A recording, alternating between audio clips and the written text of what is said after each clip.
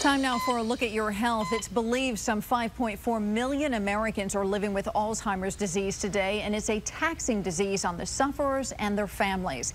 But tonight, what's being called a new era in Alzheimer's research. The U.S. government launched a first-ever drug trial to try to prevent this disease. And here now to explain what all of this means for us is Dr. Mitchel Goldman from UCSD.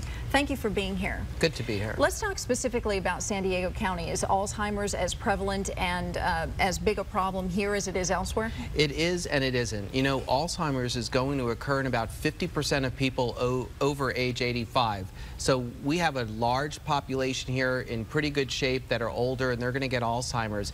We've got about 50,000 or so patients in San Diego County right now with Alzheimer's. So it is a very big problem here. And by 2030, that will almost double to 92,000. Why is there going to be such an increase in people suffering from this disease? Nobody knows. Obviously, people are getting older, and so that's one of the things. Age is the big risk factor. The older we get, the more likely we are to get Alzheimer's, but no one really knows the real reasons. And why are Latinos and Hispanics most at risk? Well, because they're getting older a little bit faster than the rest of the population. It also has to do with what we were talking off air, use it or lose it.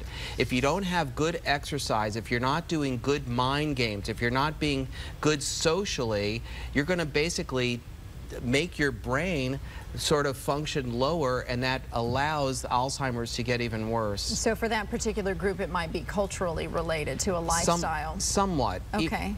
Well, let's talk about this two-day Alzheimer's research summit that's going on in D.C. What's its focus and what's its goal? Well, the major focus is to finally bring Alzheimer awareness to both physicians as well as the American public.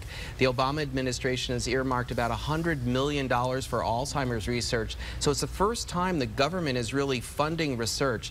There's a new trial that's going to start where we're actually doing insulin sprays into the nose, and small studies from Washington State have shown that it actually will decrease the loss of memory from Alzheimer's, and we're trying to see if it actually is going to be more effective in preventing or minimizing the progression of Alzheimer's. And what about blood pressure drugs and potentially red wine? We've seen a few hints here and there about those being helpful. Is that at all true? Well, for those of us for drinking a glass of red wine in dinner, absolutely couldn't hurt on a number of different levels. And the reason blood pressure drugs are good is because there's part of the circulatory system that can also, if it's impeded, can also affect Alzheimer's. Some very interesting things going on. Well, let's talk about the dollar amount that this really it comes down to. It may be becoming a huge drain on the American economy. It actually will. It's projected to cost the American public $1 trillion in medical costs to take care of people with Alzheimer's in the next decade.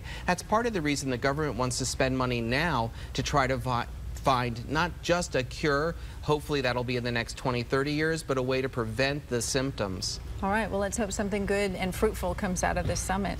It will. All right, thank you so much, Dr. Mitchel Goldman. Always very interesting to see what's the latest and greatest when it comes to medical research. And Lauren, the third leading cause of death here in San Diego County, so certainly something we should be focusing on. Yes, and I mean, everybody, I think that I know seems to know of someone in their family or close by who has been affected by it. Thanks, Dr. Goldman. Kathleen?